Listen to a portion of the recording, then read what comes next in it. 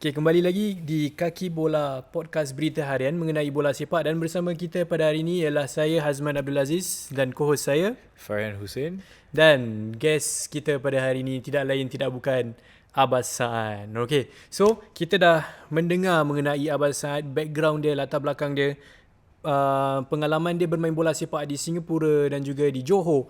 Kali ini kita nak tahu lebih lanjut mengenai Abbas Saad, dan especially when after playing selepas the 1994 Cup, Malaysia Cup.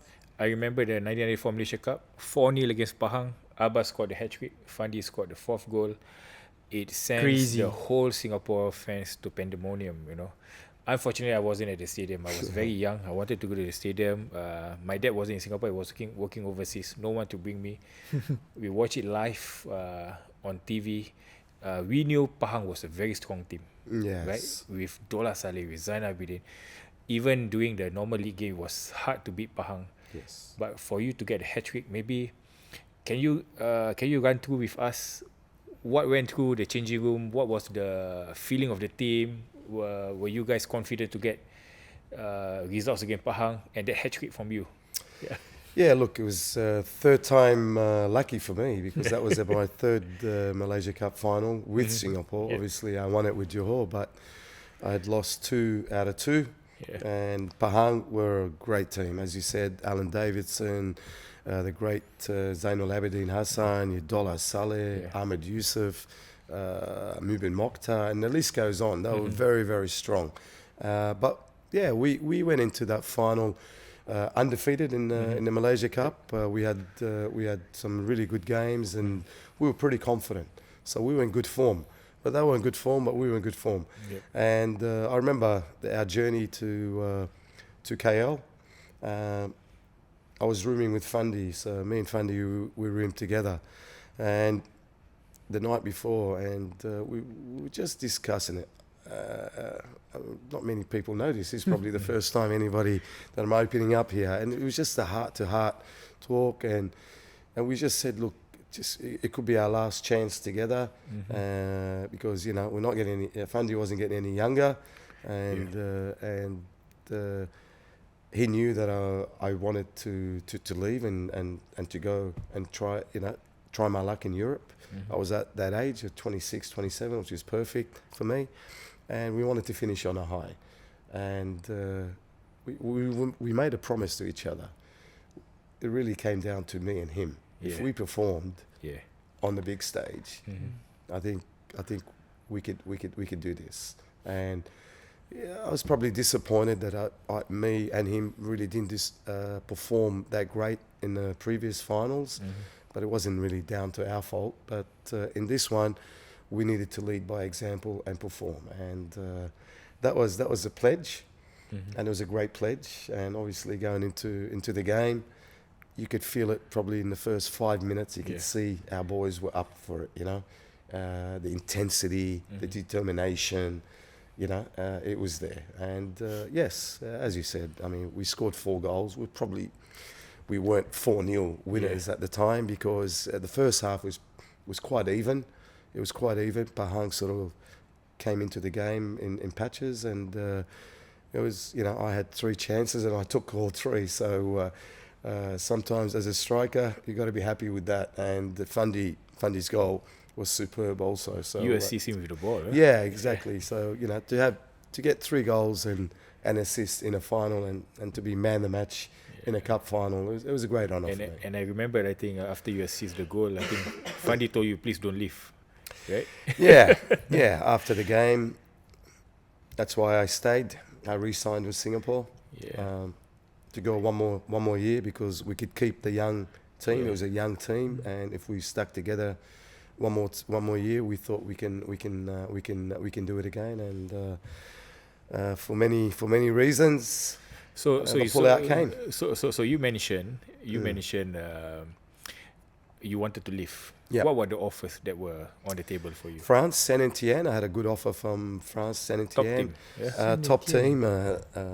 The old Zinedine Zidane started his career there. And I had a couple of offers also. Looks from Holland. So, and yeah, that was if still offers. you have played in Saint-Etienne, you could have played with Zidane. Who knows? Who knows? I was older than Zidane. I don't know if he was around then, but look, I wanted to experience. I think Fandi spoke about his experience in Europe, and I thought I was good enough. I was told I was good enough from many ex-players that came, and I thought maybe at that age was perfect. 26 was absolutely perfect to go. It was prime for me. One thing that actually impressed me was, even though you were playing in Singapore in Malaysia League, Europe teams can actually come and find you. Like, they can sign you. Well, we played against European teams here in pre-season, and a lot of ex-great players who came used to visit Singapore for many reasons, for promotional reasons, and they've come and watched the game, and well, obviously they can pick you out. Yeah, of course. They can see your potential. And they picked us up, and look, it was great, but unfortunately I didn't get the chance to play in Europe, which is something that really rains down on me until today. Let's talk about it, Abbas. I mean, it is something that we can't avoid. When every time we put you on any interviews. I mean, 1995, the Southeast Asia region was surrounded by match-fixing controversies, and your name was one of those. I would say that till today, as fans, we were left clueless on what exactly are you guilty of. Well, I'm clueless. Yeah. I'm clueless. I'm 58 years old and I'm still clueless. You won game for us. Wondering, you didn't play to lose. Yep. Nah, Yeah, it had nothing to do with that. I don't think it was that. Yeah, look, the best people to judge you is your own teammates, the people that you live with 24 hours a day. Yep. And if they knew you the best, if they knew you best and they know your character and they support you all the way even in your court case and everything, that really should tell you the story. Yeah. And look, it was unfortunately a black area for me during that time. Challenging. I was pretty confused because I didn't know what was going on. I didn't know why I was in that situation. I had to go to court, obviously. I had to fight my case all the way. At the end, I got fined for the reasons that the court found. Well, I had to accept it at the time and move on. Obviously, my case got overturned in FIFA straight away, and I continued to play. They didn't think too much of it. I didn't want to really, have sour grapes, and I wanted to move on and play. I was 27 years old. I wanted to continue my career, which I did, and went back home, won. And you played a couple of games for Australia. I played for Australia, and look, my career continued, but obviously my European career got axed, and that's what really upset me, I think, until today. That got in the way. But look, I think the Singapore fans, Singapore people, the players, everybody who knew me, they knew I was a hard-working, honest. I gave everything, my blood and tears to the game and to Singapore. And that was the most important thing. So there's no way I would do the dirty on my team or the country or my teammates, especially my teammates, because you're playing with your brothers and you don't do that. And they knew that. And it is what it is. And it's like I said to you, for me, honestly, I've slept comfortably all my life. So it's nothing for me. It was just a period where I had to fight, and I did fight it and get on. And I'm glad and I'm happy, and for the FA to let me, to see my case and give me the chance to get back into football, and away we go. It's something that's left way behind. It's history to me, and we live in the moment at the moment. Then actually, what what happened? You actually re-signed with the Lions, with Yes. Singapore To stay for the 1985. for the season, 1985. And then this happened. And then you had to cancel your contract, or Correct. how was it? Correct. Yeah. Look, I mean, Yeah. if I was doing anything sinister or involved in anything sinister, surely I wouldn't have come back. I would have Yeah. I would have Yeah. left. I'm not that stupid. I don't think anybody would be stupid to do that. But yeah, I wanted to come back and continue to play and do well and win the cup again for Singapore. So, and unfortunately, I got caught up in my name got caught up with so many other names, and really it was only with one name, with Michael Varner at the time, who was betting on games and And he fled Singapore. exactly, and he fled Singapore, and he's the one, and he's my only witness, Yes. or whatever it was supposed to be, and we couldn't do that. So at least if he was around, then He was, I wouldn't be supposed to be the key witness. exactly. So I wouldn't be in the position that I was. But look, it's the past for me, and I've moved on, and like I said to you, I've moved on comfortably all my life, and honestly I don't even think about it. How was the family support back then when you had to face these issues? Yeah, support was always good. Obviously, they were concerned. You know, I mean, You were married at the time? no, I was Just single. single. I was single, but obviously my family, and I refused my family to come. I told them to stay home because I didn't think. Yep. I thought we'll just go in and out, and we kick. The whole thing will be just kicked out of court and whatever. But it ended up going into court, and you know what? And I said, you know what? I'm ready to fight this. Let's go head on, because that's the kind of person I am. I remember I it wouldn't. was Yeah, I don't run from anything. it was huge thing back then. International news coverage. That's right. It was whole everywhere. thing, I had full support. I had full support from the Australian High Commission, from all my teammates, from all the fans, Yeah. from pretty much probably 99.9% of the country. Maybe that one little 1/10 of 100% was the one who was trying to fight me. But yeah, look, it was amazing, and I'm always grateful, I think, for all the support, especially from the local support and from my teammates until today. Just a question. Do you think that issue actually... Have you ever thought of quitting football Never. after that incident? No, never, because I've done absolutely nothing wrong. I know that in my heart, and I know I've done nothing wrong, and I should never quit. Why should I quit the game? And the game, I gave everything to the game. You know what I mean? And I gave a lot of great moments to my fans, wherever I played. And nah, that never crossed my mind. Football and foremost was the only thing that I loved at the time. You know what I mean? And yeah. And I wanted to continue. Okay. Okay, Abbas. I mean, you are a living legend for Singapore football. Thank till you. today. So, Abbas, what are your hopes for, football for Singapore?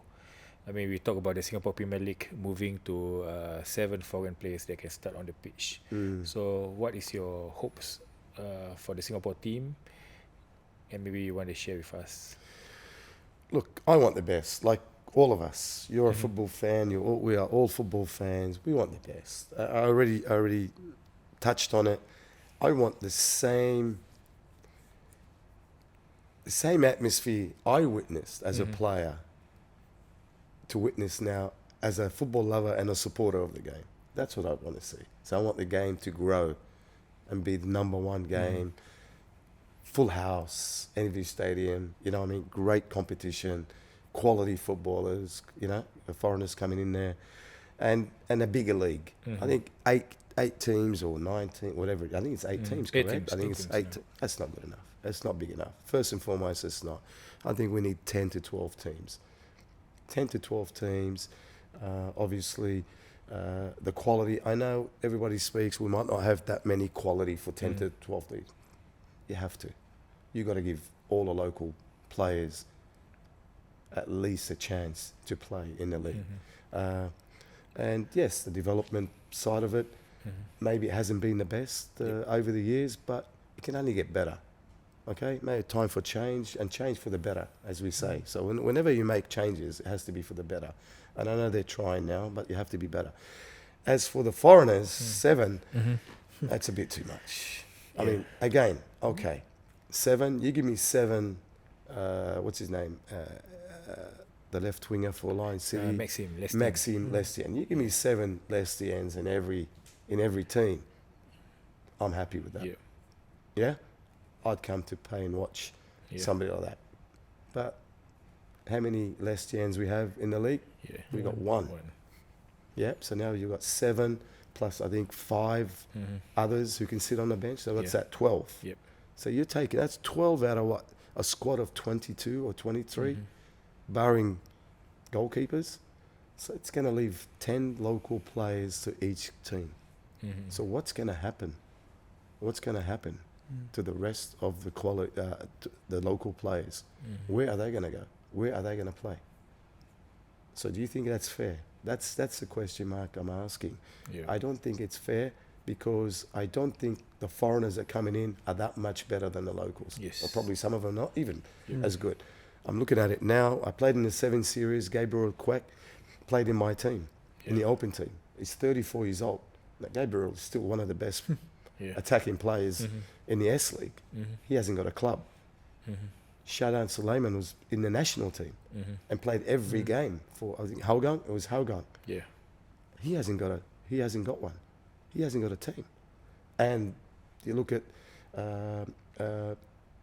Rifki, Ikram Rifki. He played with me in the 70s. You got Faisal also, Rossa. These boys here, and these are quality players. They were playing for LCS just a couple of years ago, and for the national team. They haven't got a job. They haven't got a club. Why? Because so many now foreigners have come in on a low budget foreigners are taking the local players' places, and I don't think that's fair. If there's one local player that has been outstanding throughout the last few years, who is that player that comes to your mind always? Ooh, local player. I love Harris. Harris is Harris is one of my favourite players. I love Harris. His professionalism, his dedication. Off the field. Everything. Forget about off the field. Off the field, he's an absolute gentleman. But on the field, he's a great leader. You know, he gives everything. You know, he's a great example. So you look at Harris since he's come back. I mean, Gabriel was one of my favourite players. He just entertains me. I mean, yesterday in the final, in the 7 series, I told him, I just go out there and entertain me. You know, and he can. You look at what's his name? He played in also Yassi Hanafi. Great little player for Tampines. You know what I mean? I mean, Shadan has always been a class act. You look at these players. I mean, they're wonderful players. They're wonderful players, and they've been very good for their clubs over the years. Okay, Abbas, you played with Fandi. Between Ilhan and Iksan and Ilfan, who are the closest to Fandi? Sorry, boys, but I don't think any of you are as close to your dad at the moment. Honest answer. Honest answer. They're very good players. Don't get me wrong. They're good players. I think Ilhan is going to be... Ilhan probably, technically, is probably the closest to Fandi. Iksan's a great athlete, good goal scorer. Great, very strong. Ilhan is probably more technical. If you look at it, he's got a little bit more class about him. And then you got the big beast at the back, Irfan. And I love Irfan. Irfan plays with his heart, and he's super quick, he's strong, and he can play multiple positions, I think, Irfan. So probably out of the 3. Let's not forget Irian now, the young one, the puppies and the young lions. I haven't seen much of Irian, but definitely Ilhan probably for me is the closest to Fandi. I hope he can have a career like his dad. I hope he can become as good as his dad. And no disrespect to the boys, but Fandi was just a different class. Level. I mean, Fandi was the best player I've ever played with, and I played with some great Australian internationals, Australian players and foreign players in Australia and that. But Fandi was by far the best player I played with. Actually, I'm curious. You mentioned you've been roommates with Fandi once in 1994. Yeah. How was the players like back then before a match? You mentioned heart-to-heart talks with him. Yeah. Like, I'm curious, what do you guys do? Boring. It's pretty Like boring how is actually. it being in the same room with Fandi? Yeah, I mean it was normal. I had Malek Awab was my roommate for a while, and then I had to leave. I had to leave because I had to leave. Why? Because he schools you? No, he scolds me. Yeah, but Malek is one of the loveliest people you ever meet. And then obviously 94, then went with Fandi, and yeah, it's just simple guys. They're very humble, simple people, and what you see today with Fandi is what Fandi was is very, very genuine, and that's what we love about them, and that's the friendship that we have, because I think we are all very, very genuine and easygoing. Kil, I want to ask you left us Singapore on such a not the best note lah, because you had some issues last time. Do you feel that you still have unfinished business here in Singapore that you want to complete? Maybe being a coach for the national team? Yeah, that's probably the only completion, I think, for me. Obviously, I can't do it. I can't do it playing wise. I'm too old for that. But yeah, look, I'd love to come back into the league here.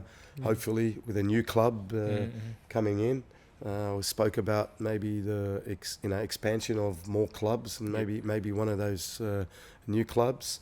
I know I'm associated with the Singapore Football Club. I know they're also trying to get in the league. Maybe who knows? Maybe SFC or maybe another club. But yeah, I'd like to come back. Like I said to you, I've just done all my badges. I've been successful as a coach now back in Australia, and that's the next best thing. Or maybe being involved with some sort of role in the national team. That would be wonderful also, just to give back to the country, back to the players, and with all my experience as a former pro, that's what we want to do. That's all we can do, show some more love and share the love more with the new breed, because it's all about them now. It's all about the new breed now. You know what's the best thing? Abbas, Fandi and Malek all in the same management. Being the coaching staff, the three of you coaching the Singapore national team, that's going to be nice. It would be nice, but there'll Remaking be a lot of arguments. No, you guys know better, huh? It'll be great. Okay. I think we are coming to the end of the podcast, but maybe you can share a bit about your experience playing for Australian national team. Because we can see... Yeah, who were your... I think you met Lee Yong Pyo, and you said that you played against him. Against? Lee Yong Pyo, the South Korean guy. Oh, yes. So obviously played for Australia. Yeah, a couple games I played against Nakata and Japan. Wonderful. Kazuo Miura, who's still playing at 55 years old. And he was at his best, actually. He was the captain of Japan with Nakata. Lee, there's a couple of great Korean players, played over 100 internationals. Yeah, look, it was a wonderful time. I made my Australian international debut at 18 against Russia, and had some games. I played in a World Cup, under 20 World Cup, Youth World Cup. That's great experience for me. Won the league with great teams in Australia. Played for probably the best clubs in Australia, historical clubs. Good players, great players, who Australian internationals over the years. Yeah, look, it's very humbling, but I'm very honoured also to be part of that. And it's I wouldn't swap my career ever. I think whatever it's happened, the dark times, or there was great times. 99.9% was great times. It was that little blip, that sort of scratch, but I'm not known for that. I'm known for my pedigree on the field, and I'm hoping that the fans and the people still remember that, because end of the day, I was a footballer, I was an entertainer, I gave everything to every club, and I'm a winner, and that's what I want to be renowned for. Love that attitude from you, Abbas. So maybe before we end, you can share with the fans, Singapore fans especially, because you've not been here for quite some time, and they misses you. Maybe some words for them for the Singapore fans. Singapore fans will always be my heart. I mean, coming back to Singapore, just the Singapore people in general, but the football fans. It was just amazing to play with their support. I mean, wherever we went to Kelantan, we went to Sabah. Everywhere we went, there was always buses, full buses. Every stadium that we went, I think it was half of the stadium was Singapore fans. from the Singapore fans. Wow. You can't go. They're the best fans in the world. For me, it's the best fans that I played under. No disrespect to Johor or to my Australian teams there, but my time here in Singapore, playing at the old National Stadium was the best times of my life. So I thank you very much from the bottom of my heart, and I'll always cherish those great times we had together. And thank you, Abbas, for filling up our childhood memories beautifully. Thank you for having me. Thank you. Alright, itu sahaja daripada kita. Itu dia Abbas Saad, pemain legenda Singapura yang pernah mewarnai padang bola sepak National Stadium satu ketika dahulu. Thank you Abbas for your time. Thank you Farehan. Dan kita jumpa lagi di episod seterusnya Kaki Bola.